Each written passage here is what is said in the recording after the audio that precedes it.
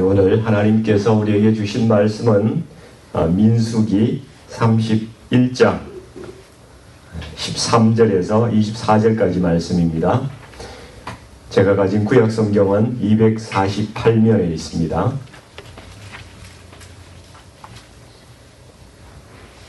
네, 민수기 31장 말씀 찾으신 줄 알고 같이 합독하겠습니다. 모세와 제사장 엘르아살과 회중의 지도자들이 다 진영 밖에 나가서 영접하다가 모세가 군대의 지휘관 곧 싸움에서 돌아온 천부장들과 백부장들에게 노하니라. 모세가 그들에게 이르되 너희가 여자들을 다 살려두었느냐? 보라, 이들이 발람의 꾀를 따라 이스라엘 자손을 보올의 사건에서 여호와 앞에 범죄하게 하여 여호와의 회중 가운데에 연병이 일어나게 하였느니라.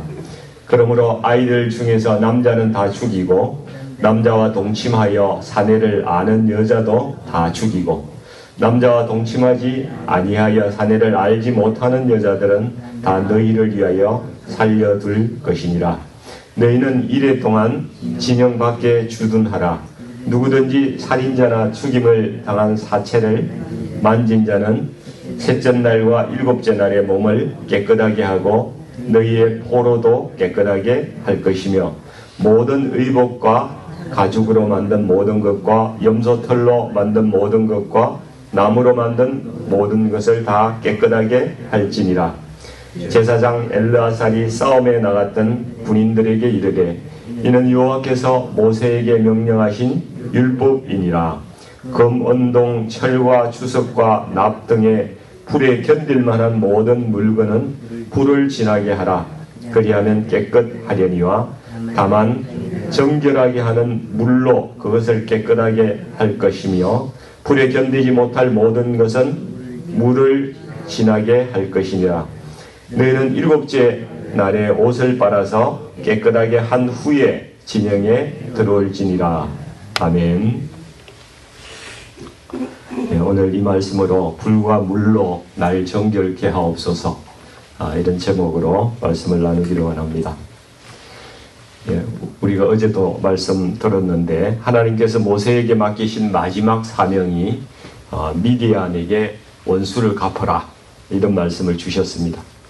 사실은 이 바알볼 사건, 여기는 보면은 모압 여인들과 음행으로 이렇게 시작을 했는데 하나님께서 미디안의 악행을 이렇게 문제를 삼아서 미디안을 심판하라 이렇게 말씀하시는 것을 보면은 미디안 족속이 뒤에서 이 사건을 주도하고 계획한 것이 아닌가 이렇게 판단이 됩니다. 그래서 모압과 미디안이 연합해서 이스라엘 공동체를 영적으로 타락시키는 그러한 사건을 벌인 것이죠. 그럼 우리 이 미디안을 징벌하는 이 전쟁은 이스라엘 공동체의 정결함을 유지하기 위한 전쟁이었다, 이렇게 말씀을 드릴 수가 있겠습니다. 그래서 모세가 이 하나님께 자기의 이제 죽음을 앞두고 마지막 사명을 받은 것이기 때문에 이것을 깔끔하게 또 완벽하게 이렇게 정리를 하고 이렇게 자기는 하나님께 돌아가기를 원했을 것입니다. 그래서 이 전쟁에서 하나님의 명령은 미디안의 남자들은 다 죽이고, 남자들은 다 죽어야 되네요. 남자들은 다 죽이고 여자들도 남자 경험이 없는 여자만 살리고 나머지는 다 죽이라, 이러한 그 말씀이 하나님의 명령이었습니다. 이스라엘과 행음한 것은 여자들인데 남자들은 다 죽이라고 말씀을 하시는 거예요. 아마도 그것은 뒤에서 이 이스라엘을 타락케 하는 그 죄를 주동하고 계획한 것이 이 남자이기 때문에 하나님께서 심판하시는 것으로 볼 수가 있습니다. 그런데 이스라엘 군대 지휘관들은 그 말씀대로 하지를 않았던 거죠. 자기들 생각대로, 소견대로, 자기가 좋아 보이는 대로 판단하고 그렇게 결정을 했습니다. 이제 남자 중에 어린아이는 살려주고 여자들은 전부 다 살린 거예요. 대단히 인간미가 있는 것 같이 보이지 않습니까? 인본주의적입니다. 근데 14절에 보면 모세가 미디안과의 전투에서 승리하고 돌아온 군대에게 이제 분노하는 거예요. 모세가 그리고 나서 다시 하나님의 말씀대로 행하라. 이렇게 다시 명령합니다. 이 모세와 군대 지휘관들의 차이가 무엇이겠습니까? 똑같이 하나님의 말씀을 들었는데 이 군대 지휘관들은 자기 판단, 자기 생각이 들으려 하는 거예요. 행동할 때 그렇게 하는 것이고, 모세는 하나님 말씀대로만 행한다는 것이죠. 하나님 말씀을 이해가 되지 않고 자기 생각대로, 자기 생각하고 달라도 하나님 말씀대로 한다는 거예요. 모세인들 뭐 자기 생각이 없겠습니까? 이 사람도 많은 경험이 있었고 민족의 리더이고 정보도 많이 다 알잖아요. 모세가 더 잘할 겁니다. 판단력도 뛰어날 겁니다. 그런데 모세는 자기 생각을 내려놓고 하나님 말씀대로 한다는 것이죠. 모세는 하나님의 말씀이 신뢰할 만한 그러한 말씀이라는 것을 잘 알고 있기 때문에 그런 것입니다. 모세처럼 이렇게 행동하고 모세처럼 사는 것을 하나님이 주인 되는 삶이다. 이렇게 우리가 이야기를 할 수가 있는 것이죠. 마태복음 16장 24절에도 누구든지 나를 따라오려거든 자기를 부인하고 이렇게 말씀하고 있습니다. 그리고 자기 십자가를 지고 나를 따를 것이니라. 자기를 부인한다는 것은 자기 생각을 부인한다는 것이, 하나님이 주인 되신다는 것은 삶의 모든 판단과 결정을 하나님께 맡기는 것이죠. 근데 우리가 17절 말씀, 이제 남자아이들 다 죽이고 남자와 동침하여 사내를 아는 여자도 다 죽이라. 이 말씀을 읽을 때에 우리도 마음에 왜 그러지? 하나님 너무 하시는 거 아니야? 이런 생각이 좀 들기는 하죠. 그렇죠? 이 말씀이 너무 잔인하고 냉혹해 보이기 때문에 믿는 사람들도 마음에 부담이 생기는데 믿지 않는 사람은 더 하지 않겠습니까?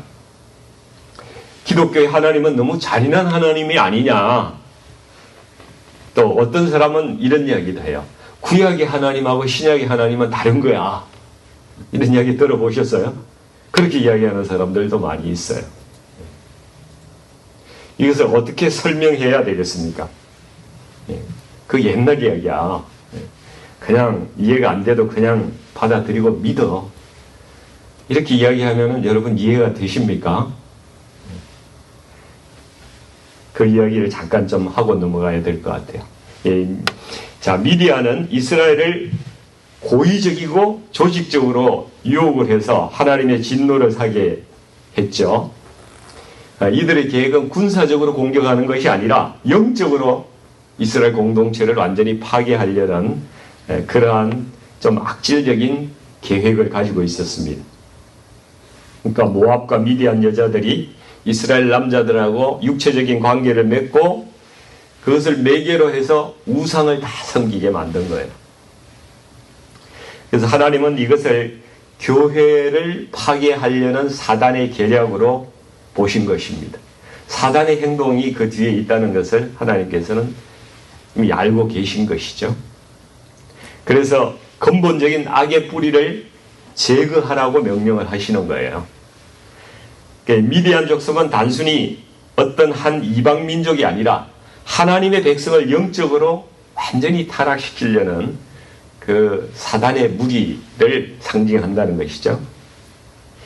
그래서 이 구절은 오히려 하나님의 도덕적인 기준과 거룩하심이 얼마나 높은가, 그것을 말씀하는 그런 본문으로 우리가 이해를 해야 된다는 것이죠. 그런데 우리가 사는 현대사회는 이 개인의 생명과 자유를 가장 중요한 가치로 여기고 있지 않습니까? 근데 고대 사회는 우리 지금 현대하고는 좀 달리 이 공동체의 생존과 이 하나님의 명령이라든지 이 문화적인 정결 같은 이런 가치도 굉장히 중요시했다는 것이죠. 그래서 오늘날에 우리가 이 말씀을 그대로 적용하거나 따라하는 것은 말이 안 됩니다. 불가능한 일이고요. 그러나 구속사적인 관점에서 영적으로 그 의미는 정확하게 알고 있어야 되는 것이죠. 구역에서 이 잔혹한 전쟁과 사람을 죽이고 진멸하고 하는 이러한 장면은 죄에 대한 심판을 이야기하고 있는 것입니다. 그래서 하나님께서 죄를 얼마나 미워하시는지, 죄에 대한 무서운 심판이 어떻게 이루어지는지 그것을 보여주는 그러한 것입니다. 하나님은 여러분 어떻게 이해를 하고 계세요? 하나님의 가장 중요한 속성이 뭐라고 생각하십니까? 하나님은 첫째는 공의로우신 분이세요. 죄는 반드시 심판하셔야 돼요. 그냥 넘어가자 이게 없으세요. 그렇게 하지 않으시면 하나님이 아니에요. 또 하나는 하나님의 중요한 속성은 무엇입니까? 사랑이에요. 사랑. 하나님은 사랑하시는 분이다. 우리 인간은 하나님 형상대로 지음을 받은 존재잖아요. 하나님은 지극히 인간을 사랑하신다는 것이죠. 그런데 죄에 대해서 심판도 하셔야 되고 사랑도 하셔야 되고 두 가지를 반드시 하셔야 되는데 이걸 어떻게 해야 되나요? 이 하나님의 딜레마예요. 딜레마. 그래서 하나님께서 솔루션을 내신 것이 무엇입니까? 그건 당신이 이 땅에 오셔서 우리 대신에 심판을 직접 받으시는 거예요. 우리가 심판을 받지 않게 하시고 당신이 직접 심판을 받으신 겁니다. 그렇게 해서 죄에 대한 심판은 자신에게 행하시고 그러므로서 그 공의를 행하셨고 인간에게는 구원하시는 사랑을 베푸셨다는 것입니다. 그래서 이 십자가는 하나님의 공의와 사랑이 함께 실현된 곳입니다. 그래서 우리는 뭘 붙들어야 돼요? 십자가 붙들어야 되는 거예요. 십자가 외에 다른 소망은 없습니다. 그런데 죄에 대한 하나님의 진노가 이제는 없어졌나요? 사라졌습니까? 아닙니다. 구약에 하나님께서 표현하셨던 죄의 진노는 지금도 여전하신 거예요. 죄를 가장 싫어하시고 무섭게 심판하시는 분이 하나님이십니다. 이제 마지막 날 재림하실 때 예수님을 의지하지 않는 그러한 사람은 죄에 대한 그 심판의 그 무서운 진노가 여전히 있을 것이라는 것입니다. 구약에 진멸하듯이 그렇게 심판하신 그 진노가 여전히 행해질 것이라는 사실입니다. 하나님께서 달라지신 게 아니에요. 구약과 신약의 하나님은 여전히 동일하신 하나님이고 동일하신 속성을 가지신 분이라는 사실입니다. 그래서 우리가 주님의 십자가 단단히 붙잡고 날마다 이기며 나가야 되는 것입니다. 죄를 짓지 않아야 되는 거예요. 예수는 우리를 깨끗게 하시는 주십니다. 그의 피가 우리를 눈보다 더 희게 하십니다. 요한복음 3장 36절에 이렇게 말씀하시잖아요. 아들을 믿는 자에게는 영생이 있고 아들에게 순종하지 아니하는 자는 생명을 보지 못하고 도리어 하나님의 진노가 그 위에 머물러 있느니라. 자, 오늘 두 번째 챕터는 본문 19절에서 24절 말씀인데요. 전쟁 후에 이스라엘 군대가 이제 정결의식을 행한 후에 진영으로 복귀를 해라. 진영으로 들어가라. 이 말씀이 나옵니다. 19절 말씀 같이 읽어볼까요? 너희는 이래 동안 진영 밖에 주둔하라. 누구든지 살인자나 죽임을 당한 사체를 만진 자는 셋째 날과 일곱째 날에 몸을 깨끗하게 하고 너희의 포로도 깨끗하게 할 것이며 이렇게 말씀합니다. 구약의 이스라엘 진영이라는 것은 지금 현대적인 개념으로 본다면은 주님의 교회입니다. 예수 그리스도가 머리가 되시는 우리가 지체가 되는 우주적인 교회를 말씀하고 있는 것이죠. 예수 그리스도의 신부가 될 그러한 공동체인 것입니다. 이 교회는 거룩해야 합니다. 정결해야 된다는 것이죠. 그래서 19절에도 보면은 전쟁에서 돌아온 자들은 진영 밖에서 7일 동안 주둔을 하라고 말씀을 하죠. 부정한 상태로 하나님의 임재 앞에 나갈 수가 없다는 이야기입니다. 그래서 3일 차에도 씻고 7일 차에도 몸을 깨끗이 하라고 그렇게 말씀합니다. 우리는 자주 씻어야 돼요. 더러우면 안 됩니다. 계속 더럽게 있으면 안 돼요. 계속 씻어야 됩니다. 몸만 씻지 말고 마음도 씻어야 돼요. 매일 저녁에 샤워하시잖아요. 근데 마음의 샤워도 하십니까? 네, 마음도 씻어내야 되는 거예요. 하루를 돌아보고 감사도 하고 오늘 내가 하나님께 어떤 죄와 허물이 있는지, 다른 형제들이 미워한 것은 없는지, 내 마음에 하나님께서 기뻐하시지 않는 그런 생각들을 뭘 했는지, 이런 것들 돌아보며 씻어내는 시간을 우리가 가져야 되는 거예요. 아멘. 네. 우리가 주님을 믿고 난 후에 이 성화되고 거룩하게 되는 것은 하루아침에 잘 안 돼요. 점진적으로 시간이 걸린다는 거예요. 7일 동안, 7일이라는 것은 완전한 숫자, 많이 걸린다는 얘기예요. 몸을 깨끗하게 하라는 것은 늘 회개를 통해서 더러운 마음을 씻어내고 정결하라고 말씀하는 겁니다. 그러면은 주님의 교회의 일원으로서 살아가게 되고 어느 날 주님의 임재를 경험하게 되실 것입니다. 아멘. 22절, 23절 말씀을 보시면은 22절, 23절 말씀도 한번 같이 읽어봅니다. 금, 은동, 철과 주석과 납 등의 불에 견딜 만한 모든 물건은 불을 지나게 하라. 그리하면 깨끗하려니와 다만 정결하게 하는 물로 그것을 깨끗하게 할 것이며 불에 견디지 못할 모든 것은 물을 지나게 할 것이니라. 네, 24절도 읽어보고 싶으세요? 읽으세요. 너희는 일곱째 날에 옷을 빨아서 깨끗하게 한 후에 진영에 들어올지니라. 네, 하나님께서 우리를 어떤 방식으로 정결하게 하시는가, 이것을 좀 더 구체적으로 말씀을 해주고 계시죠. 불에 견딜 만한 것은 불을 지나게 하고, 불에 견디지 못하는 것은 물로 씻어라, 그렇게 말씀합니다. 그런데 이 두 가지 다 정결케 하는 물로 씻어라, 이렇게 이야기를 합니다. 사람도 두 가지 사람이 있는 것 같아요. 어떤 사람은 불 같은 고난을 겪지 않으면은 이게 깨끗해지지 않는 사람이 있는 것 같아요. 그래서 하나님께서 그 속성, 성품에 맞게끔 불과 같은 고난을 줘가지고 깨끗하게 하시는 거예요. 그래서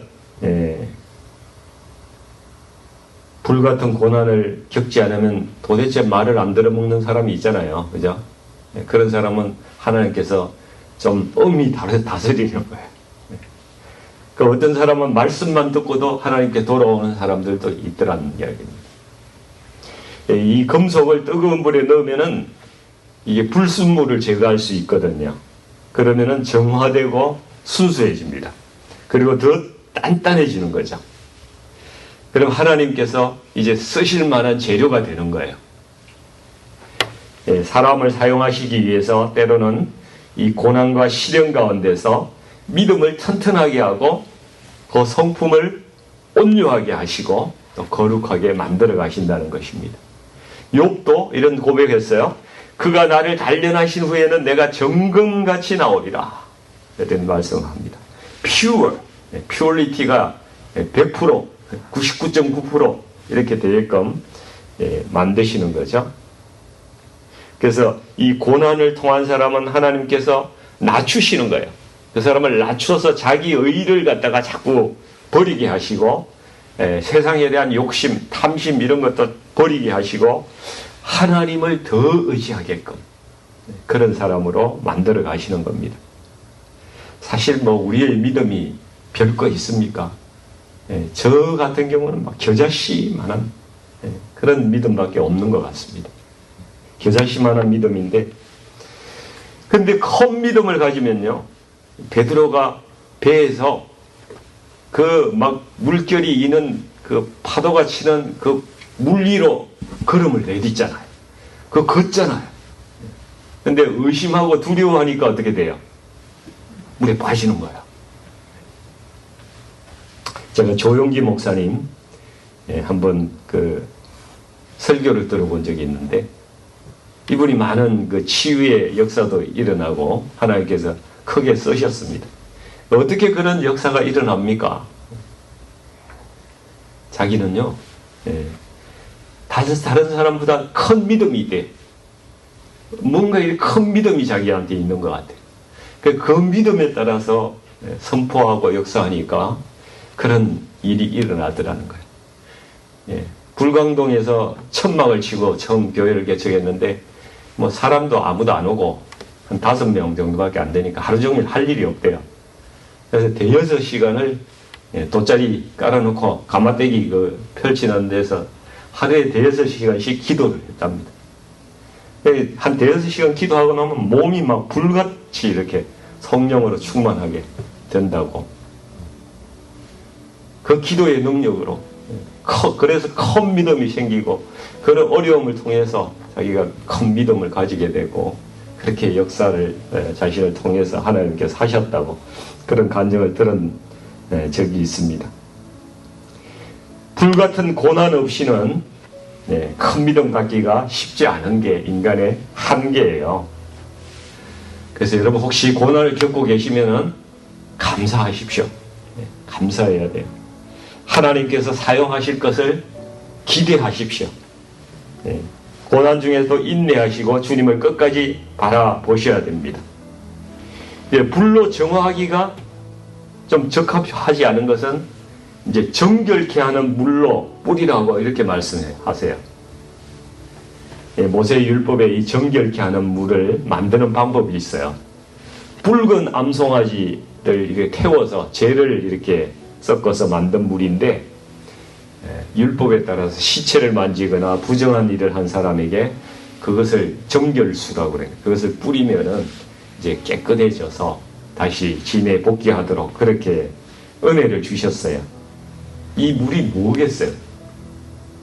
예수 그리스도의 피로 속죄함을 받고 정결해지고 회복되어질 것이라는 그 예표, 그것을 구약에서 보여주신 것이 정결케 하는 물인 것입니다.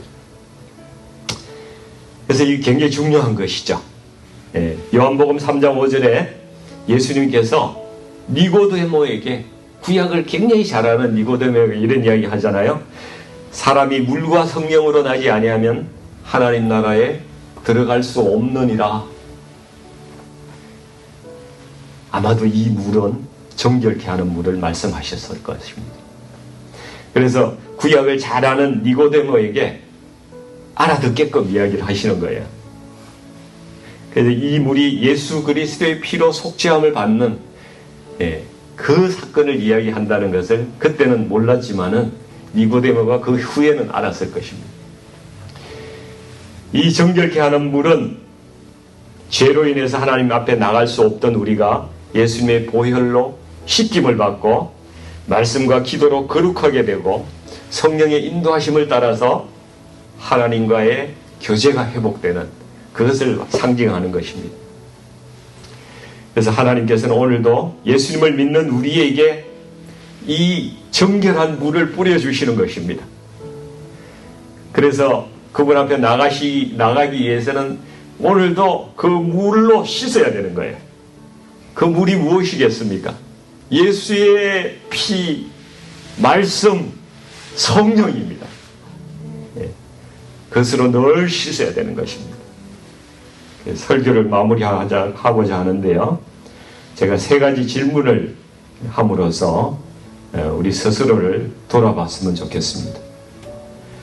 나는 지금 세상의 방식에 따라서 살아가는 세상 방식이라는 더러운 옷을 그냥 입고 그것을 빨지 않고 여전히 그렇게 살아가고 있지는 않은가?